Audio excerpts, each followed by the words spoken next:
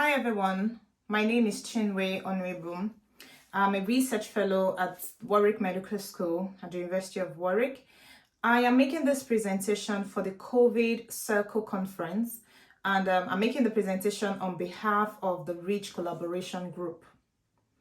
So as COVID-19 poses risks to health workers and patients presenting with non-COVID symptoms, the World Health Organization recommended the use of remote consultation. Now, remote consultation is delivery of healthcare remotely using digital devices such as mobile phones.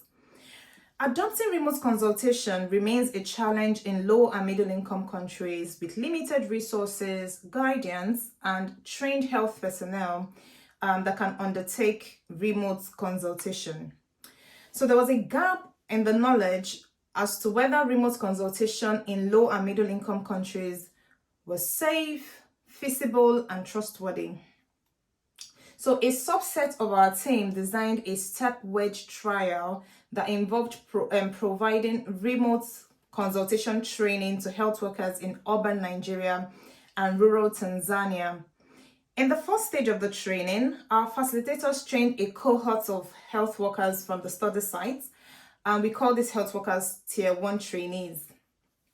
The training for the Tier 1 trainees was self-directed using module, and we had facilitators to provide support. In the second stage of the trial, the Tier 1 trainees then cascaded training to healthcare workers in their facilities, and they did this mostly using WhatsApp. Airtime was then provided to health workers, both for the training and for delivering remote consultation. In this presentation, I discussed the process evaluation of the REACH trial, and the trial itself is discussed in a separate presentation by Professor Jackie Stott. For the process evaluation, we conducted a survey in 35 healthcare facilities in Nigeria and 21 in Tanzania.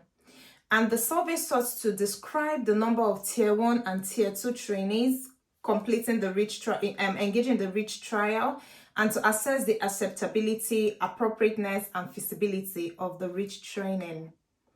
The survey was then followed by interviews in 10 facilities across the two countries amongst 38 patients and 40 health workers.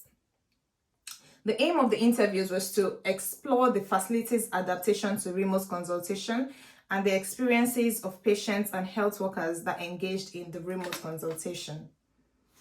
So for the survey results, we found that overall 115 Tier 1 and Tier 2 trainees took part in the trial in Nigeria, and this number was slightly lower than the 139 that took part in the trial in Tanzania. In Nigeria, half of the Tier 1 trainees were doctors and nurses, while in Tanzania, there were doctors, clinical officers, and assistant medical doctors. Furthermore, Tier 2 trainees in Nigeria included those providing healthcare in the community, while in Tanzania, the Tier 2 trainees were clinic-based. We found that remote consulting received high scores of acceptability, appropriateness, and feasibility.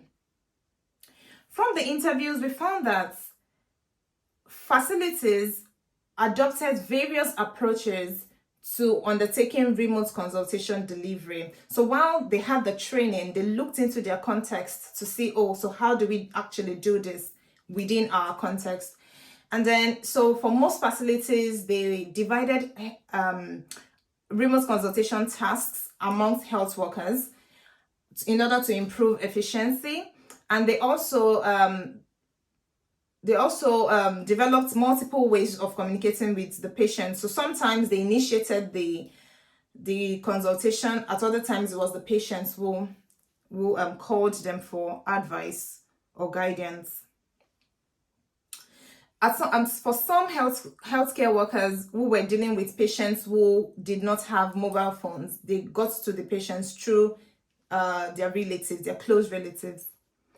Furthermore, we found that healthcare workers and patients noted the importance of airtime in particular for training and remote consultation.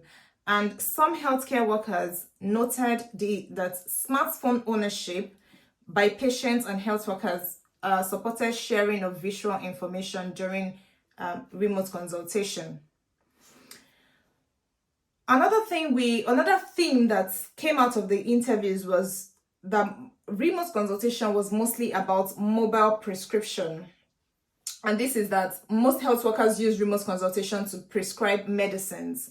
Some liaised with pharmacies and chemists to ensure that patients had access to the medicines and further information if they needed information for how to use the medicines. Furthermore, we found that cost implication was a theme that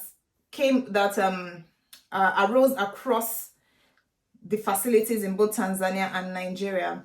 And then patients noted that remote consultation meant that they spent less they spent less money in getting care, as they did not have to travel to the healthcare facilities. And some also noted that remote consultation meant that they were not paying hospital bills or hospital consultation fees, which they would have paid if they were in the clinic or if they attended the clinic physically. And while health workers corroborated this, they also highlighted that this meant reduced income for the facilities. Finally, health workers and patients noted that remote consultation was effective, safe, and trustworthy.